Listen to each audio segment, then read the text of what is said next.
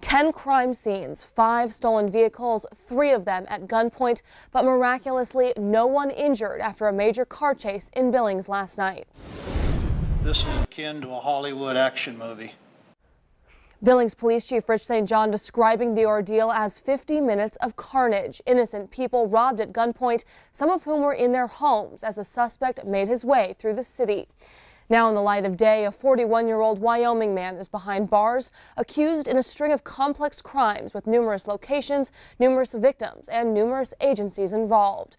Ryan McElmurray is being held on a charge of burglary, but the Billings Police Department says more charges are on the way as the case is now in the hands of the Yellowstone County Attorney's Office. This is what we know about McElmurray. He is from Wyoming and is known to police for drug-related crimes. As of last night, though, police were not actively looking for him. Throughout the night, people were robbed and shots were fired as McElmurray led law enforcement on a high-speed chase. Police Chief Rich St. John says it's a miracle no one was hurt. It all started last night around 10 o'clock with a call to a burglary on the south side. As you can see from this map, from there, McElmurray led police to the west end, crashing and stealing vehicles along the way, even breaking into a home on King Avenue, robbing the residents at gunpoint and taking off in their car. His route was 48th Street west to Rimrock, then around the Mormon Temple, back down to Rimrock, and then to Shiloh, where he was stopped with spike strips. So he stole another vehicle. The chase continued then toward Lockwood, where he hit spike strips on I-90 at the 27th Street exit. McElmurray then stole his 4th vehicle from the town pump at the Lockwood exit. Authorities then followed him through the Heights, attempted but failed to stop him on 312.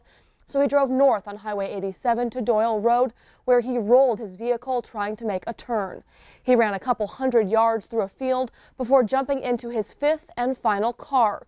He then drove towards pursuing officers, members of the Billings Police, Yellowstone County Sheriff's Office, and Montana Highway Patrol.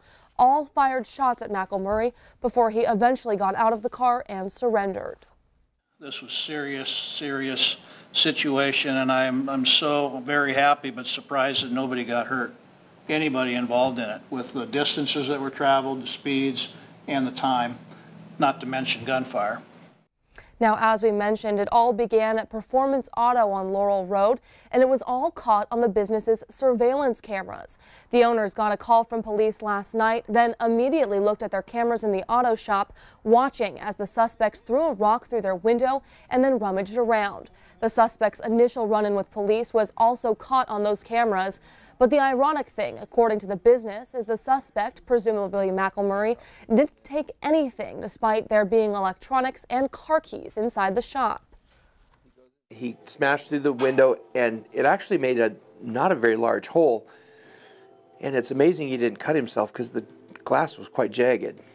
But he made entrance into the building, and then he spent 7 minutes in the building going through desk drawers and looking over keys. The general manager of Performance Auto also tells us the suspect in the video took a decorative license plate off the wall and carried it around with him. It was dropped when he fled police. Other than that, the business suffered little damage.